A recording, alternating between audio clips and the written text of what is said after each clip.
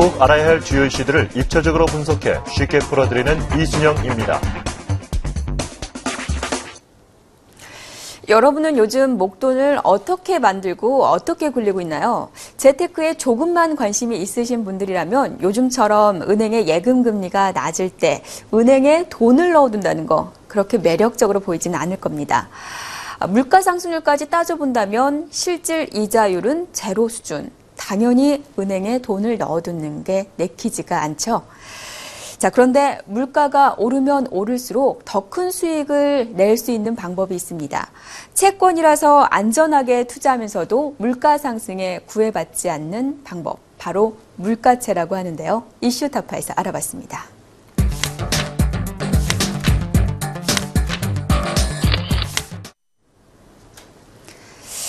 네, 과연 어떤 내용들을 얘기를 해봐야 될지 삼성증권 투자컨설팅팀 최윤정 연구원과 얘기를 나눠봤습니다.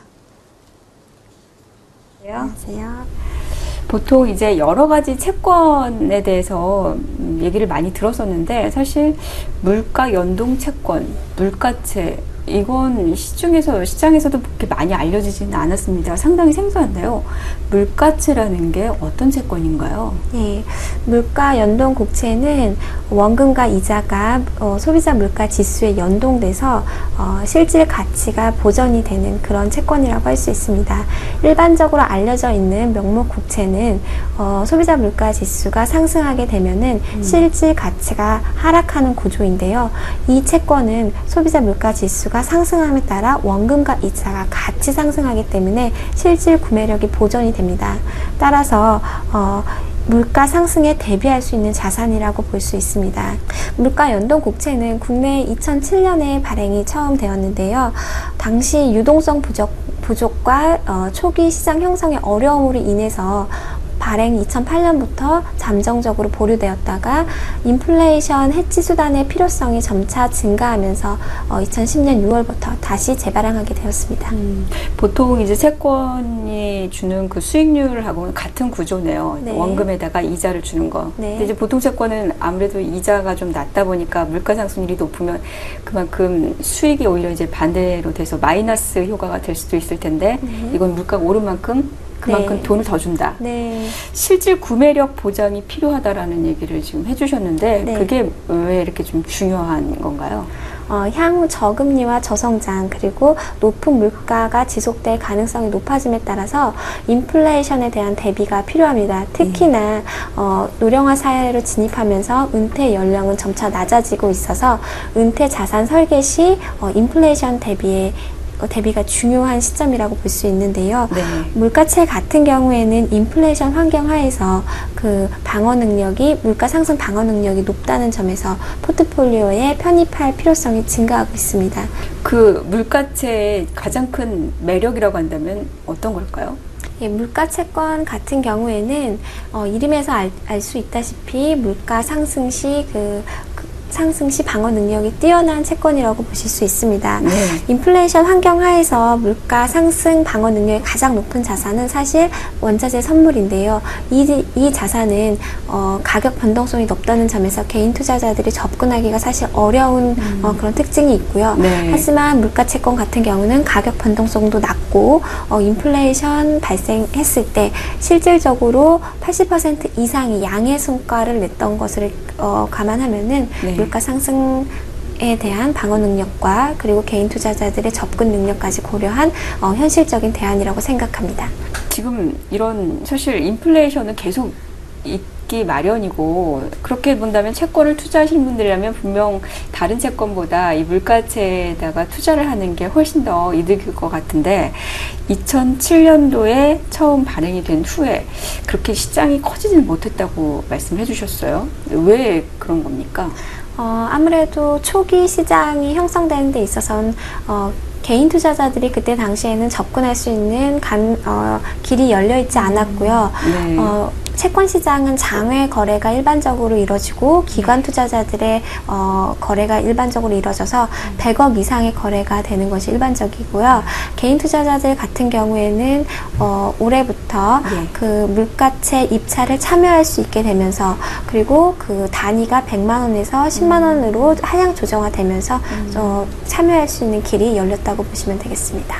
자, 그러면 이제 그 물가채 가격을 결정하는 그 요소가 중요할 텐데 어떤 요소들이 물가채 가격을 결정하게 됩니까? 예, 물가 채권의 가격을 결정하는 요소는 금리와 소비자 물가 상승률 그리고 수급으로 볼 수 있습니다. 물가 연동 국채도 다른 채권과 마찬가지로 채권이라는 점에서 금리의 영향을 받게 되고요. 금리가 상승하게 되면 가격이 하락하고 금리가 하락하게 되면 채권 가격이 상승하는 그런 구조로 되어 있습니다. 따라서 금리가 하락이 예상될 때 투자하는 것이 필요하다고 보여지고 있고요. 예, 소비자 물가 상승률이 그 원금과 이자를 상승시킴에 따라 물가 상승이 예상될 때 투자하는 것이 바람직합니다. 또한 수급적으로는 우호적인 수요가 계속 지속이 될 때 투자하는 것이 필요하다고 보여집니다. 그러면은 지금 각각의 그 가격을 결정하는 요소의 방향성이 중요할 텐데요. 네. 금리가 지금 3% 수준이잖아요. 뭐 이 3% 수준 기준금리 자체도 물가채 그 수익률을 결정하는 데 있어서 그 기본적으로 이제 베이스를 거기에 두고 가는 것인지 아니면은 기준금리보다는 인플레이션 이쪽에 조금 더 비중을 두고 가는 것인지 뭐 그것도 좀 궁금한데요. 예. 기본적으로 금리와 소비자 물가 상승률 둘 다 영향을 미치고요. 어느 부분이 더 중요하다라고 딱히 말하기보다는 금리 채권이기 때문에 금리 하락에는 동일하게 반응을 하고요. 물가 상승률이 높아지면 같이 원금과 이자가 상승하기 때문에 두 요소를 다 같이 봐야 된다고 판단이 됩니다. 그러면 지금 금리 같은 경우에는 앞으로 좀 어떻게 전망을 하시는지요? 네. 먼저 금리는 기준금리 인하 가능성으로 인해서 물가 채권 투자에도 유리한 국면으로 판단이 되고 있고요. 우리나라는 지금 수출 주도형 경제로 수출이 경제에 기여하는 바가 매우 높은 국가인데요. 수출이 지금 2개월 연속 마이너스 성장률을 보임에 따라서 경제의 하방 위험이 증가하고 있는 것으로 보여집니다. 이에 따라서 금리 인하 가능성이 좀 더 높아진 상황이고요. 또 가계부채 얘기들 많이 들어보셨을 텐데요. 부동산 시장의 침체로 인해서 원금을 상환하지 못하는 문제가 발생하면서 가계부채의 부실화가 장기화될 가능성이 높아지고 있습니다. 이에 따라 기준금리 인하 압력으로 계속적으로 작용할 것으로 보여지고 있습니다. 결국 이제 첫 번째 요소 금리 같은 경우에는 저금리 기조 계속 이제 인하될 가능성이 높다는 점. 두 번째 물가 상황 같은 경우에는 어떻게 봐야 되죠? 예, 올해 소비자 물가 상승률이 3월부터 2%대, 7월과 8월에는 1%대를 보이면서 더 이상 물가 상승 압력이 없는 것이 아닌가 하는 얘기가 많이 나오고 있는데요. 사실 품목별로 살펴보면은 올해의 소비자 물가 하락을 주도했던 품목은 식료품과 교육 그리고 교통으로 볼 수 있는데요. 이들의 공통점은 정부의 인위적인 통제가 이루어졌다는 점입니다. 따라서 정부의 인위적인 통제가 없었다면은 소비자 물가 상승 압력은 계속 유지되고 있는 것으로 보여집니다. 올해 물가 상승률은 그러니까 일시적으로 좀 인플레이션이 낮아진 것이지 계속 높아질 것이다. 네, 맞습니다. 그리고 소비자 물가 상승률이 낮아지면 다음에는 그것이 기저효과로 작용하면서 다음에 소비자 물가 상승률이 높아질 수 있는 부메랑 효과라고 보시면 되겠습니다. 그래서 다음에는 더 상승할 여지가 충분히 남아있다 이렇게 판단을 하고 있습니다. 그러면은 그 예를 들어서 직접적으로 만약에 이제 제가 물가 연동 국채에 투자를 좀 했을 경우에 지금 그 이제 수급 상황도 남아있긴 하지만요. 금리나 물가 상황을 봤을 때 좀 투자를 했을 때 구체적으로 이제 수익을 얻게 되는 그 금액은 좀 어느 정도 수준인가요? 내년 상반기까지 금리가 두 차례 인하될 것으로 예상하고 있는데요. 이 금리가 인하가 되고 그리고 소비자 물가 상승률을 2.5%로 보수적으로 가정을 하여도 개인이 세전으로 5% 이상의 수익을 거둘 것으로 생각을 하고 있습니다. 보통 그러니까 그 채권보다는 훨씬 높은 네. 이자율이네요. 네. 만약에 물가가 하락을 하게 되면은 그럼 이런 물가 연동 국채 같은 경우에 수익률이 어떻게 되죠? 물가 채권은 소비자 물가 지수에 연동되기 때문에 네. 예, 바로 영향을 받게 되는데요. 일반적으로 물가가 떨어졌다고 하는 것은 전년 동월 대비 떨어졌다는 것을 얘기하고요. 하지만 물가채 계산에서는 그 숫자를 사용하는 것이 아니라 원지수를 가지고 물가채 가격을 계산을 하게 됩니다. 네. 즉 2010년을 100으로 놨을 때 현재는 얼마인가 이 지수를 가지고 사용하게 되는데요. 이런 원지수 기준으로 봤을 때는 우리나라는 계속 추세적으로 상승하는 구조이기 때문에 물가 하락의 경험은 사실 없었던 것으로 판단이 됩니다. 네. 따라서 물가 하락으로 인해서 원금이 손실되는 부분은 네. 크게 고려하지 않으셔도 될 것 같습니다. 자, 그러면 이제 그 물가채 가격을 결정한 요소 세 번째 이제 수급도 들어봐야 될 텐데 이 물가채는 주로 누가 사나요? 물가채는 주로 개인과 장기 투자 기관이 꾸준히 매수를 하고 있고요. 예. 특히 보험과 기금과 같은 장기 투자 기관의 자산과 또 개인 투자자들의 수요가 증가하면서 수급 상황은 우호적이라고 보여지고 있습니다. 또 이번 세법 개정안이 발표가 되었는데요. 네. 물가 연동 국채 같은 경우에는 과거 원금 상승분에 대해서 비과세 혜택이 주어졌는데 이 부분이 2014년 말로써 폐지가 될 예정입니다. 이에 따라서 그 세제 혜택을 추구하는 개인들의 수요가 증가할 것으로 예상이 되고 있고요. 2015년 전까지는 그 수요가 지속될 것으로 예상을 하고 있습니다. 그 지금 결국은 물가 연동채, 물가채 가격 결정 요소, 금리, 이제 물가, 수급 이게 모두 이제 투자하기 좀 양호한 상황이다라고 정리를 하면 되겠군요. 네. 예, 지금 그러면은 투자하기에 뭐 적절한 겁니까? 예, 저는 지금 올해 하반기, 즉 현 시점을 저가 매수의 기회로 보고 있는데요. 예. 금리 부분에 있어서는 장단기 금리가 역전되면서 금리 인하를 채권 시장은 예상하고 있는 것으로 판단이 되고 있고요. 그리고 물가는 내년 상반기에 반등을 예상하고 있는데요. 네. 특히나 올해는 대통령 선거해로 전통적으로 물가를 통제하는 그런 시기입니다. 공공요금 등 개인 서비스나 공공요금 등을 통제함으로써 물가가 통제되는데요. 선거 종료 직후분기부터 공공서비스 요금 등 가격 인상이 시작되었던 점을 감안하면은 네. 내년 상반기부터 물가 상승 압력은 좀 더 확대될 것으로 판단하고 있습니다. 따라서 지금의 상황을 저가 매수 기회로 좀 접근하시는 것이 바람직하지 않나 이렇게 생각하고 있습니다. 처음에는 워낙 이제 높은 금액의 채권만 발행해서 기관 투자자만 접근 가능하고 개인들은 좀 어려웠었다. 지금 이제 진입 장벽이 낮아졌다. 네. 쉽게 그 투자를 할 수 있는 길이 열렸다고 얘기를 해주셨는데 어디서 어떻게 투자할 수 있습니까? 네.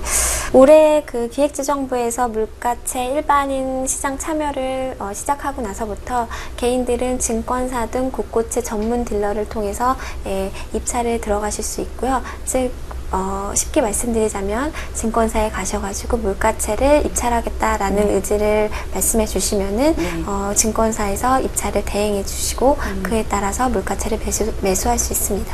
예, 알겠습니다. 자, 오늘 연관이 이렇게 긴 시간 내주셔서 감사합니다. 고맙습니다. 감사합니다.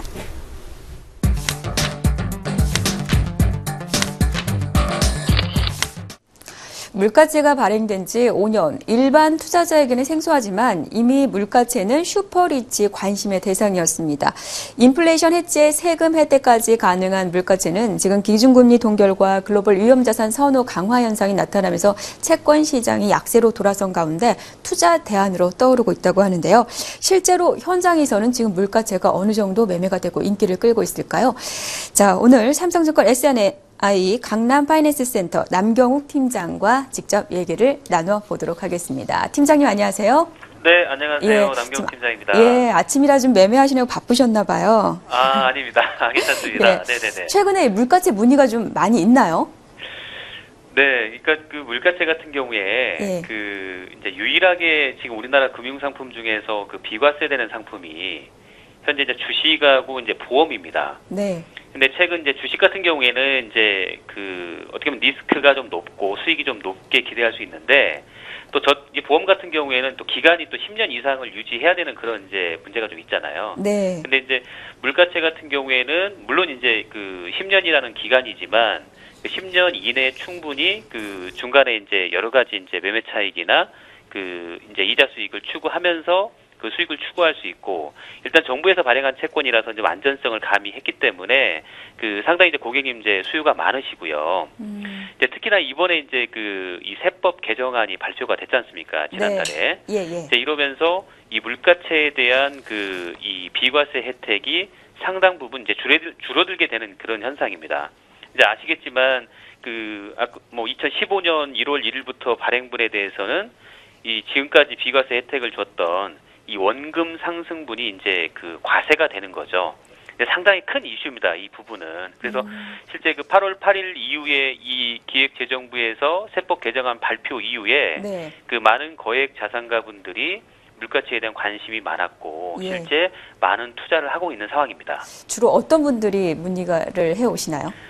무엇보다도 예. 그 이 금융소득 종합과세가 예. 그 이제 3천만 원을 또 내년부터는 바뀌지 않습니까? 네네. 결국 이 3천만 원 이상이 되시는 분들, 뭐 예를 들어서 정기예금 금리가 지금 현재 한 3.2%라고 친다면 네. 10억을 넣는다고 하면은 보통 이제 그 종합소득세가 기존에 이제 됐거든요. 네. 이런 걸 봤을 때 거액 자산가분들, 특히나 10억 이상의 거액 자산가분들이 특히나 관심이 있어하는 상품이 예. 이제 물가연동 국채라고 보시면 될 것 같습니다. 그 고액 자산가들뿐만 아니라 소액으로도 이제 물가채가 발행이 된다고 하는데, 네네. 예, 뭐 소액 투자자들도 이제 투자 매력이 있을까? 이것도 지금 매매가 좀 활발하게 되고 있는 편인가요? 그렇습니다. 소액 자산가들도 최근에 이제 그 이 증권사를 통해서 이제 중간에 저희가 이제 매매를 해서 살 수도 있지만 예. 입찰을 통해서도 충분히 또 이 매수할 수 있는 그런 이제 혜택을 좀 주고 있거든요. 아. 그래서 거액 자산가분들한테는 뭐 절세 효과의 상품으로도 관심이 있는 거고 예. 그 소액을 투자하시는 분들도 전체적인 자산의 포트폴리오 차원에서 그 일정 부분을 가져가고 있는 게 현실입니다. 아, 보통 이 물가채에서 이제 수익 좀 많이 내신 분들 수익률이 어느 정도일까 많이 궁금해 하실 텐데, 네네. 예, 어떤가요? 그 실제 이제 따지고 보면 네. 그 앞서 그 얘기했듯이 그 올해 저희가 이제 그 물가 상승률이 상당히 좀 그 떨어졌습니다. 네. 이거는 이제 그 뭐 세계적인 경기 둔화 부분도 있지만 그 인위적인 효과도 있었던 부분들이거든요. 네. 그래서 그 연초에 투자하셨던 분들은 실질적으로 이제 수익률이 그렇게 크진 않지만 작년 같은 경우에는 물가 상승이 상당히 높아서 최근에 한 2년 정도 투자하셨던 분들은 10% 이상의 고수익을 좀 추구하고 계세요. 그 지금 물가채 같은 경우에 실제로 이제 입찰하는 방법, 유통시장에서 매매하는 방법이 있잖아요. 네. 예, 소액 투자자들 같은 경우는 좀 어느 쪽이 더 유리한가요? 소액 투자 같은 경우에는 예. 입찰 방식이 아무래도 예. 중간에 수수료라는 부분이 상당 부분 예. 그 절감이 되기 때문에 네. 조금은 번거롭지만 네. 입찰을 통한다라고 하면 그 조금의 효과를 볼 수가 있습니다. 아, 특히 물가채 이제 좀 주의할 점이 있다면 간략하게 끝으로 좀 부탁드립니다. 네, 이제 물가채는 이제 그 뭐 주지하시다시피 결국 물가가 상승을 해야 결국은 이제 원금이 증가가 되고 그게 네. 모두 다 이제 비과세가 되는 혜택입니다. 예. 그래서 그 물가세 투자는 이 시점, 그러니까 어느 시점에 물가채를 사느냐가 가장 중요하겠죠. 모든 예. 금융상품이. 예. 근데 통상적으로 저희가 이제 그 역사적으로 보면 네. 추석 전후해서 물가 상승률의 매수 타이밍이 상당히 좀 좋았던 걸로 좀 알고 있습니다. 그래서 저는 개인적으로 네. 이번 9월 말 추석이 지나서 네. 10월 초 정도에 물가채를 매수하시면 좋은 타이밍이라고 생각이 되고요. 네. 그 역사적으로 봐도 그 대선 이후에 그 다음 해에는 물가 상승률이 상당히 높았었습니다. 네. 네, 그러면 이제 그런 포인트도 한 가지 체크 예. 포인트로 담아가신다고 하면 네. 저는 10월, 11월 정도에 이 물가채를 매수하시는 게 시기적으로 가장 좋은 타이밍이지 않은가 이렇게 생각하고 있습니다. 예, 그렇군요. 알겠습니다. 오늘 장중이라 바쁘실 텐데 이렇게 시간 내주셔서 감사합니다. 고맙습니다. 네, 감사합니다. 네, 삼성증권 S&I 강남파이낸스센터 남경욱 팀장이었습니다. 인플레이션이다, 디플레이션이다, 불경기 위험에 대처하는 가장 안정적인 금융상품 중 하나로 손꼽히는 물가채. 여러분은 어떻게 생각하십니까? 이순영의 이슈타파 여기서 마칩니다. 고맙습니다.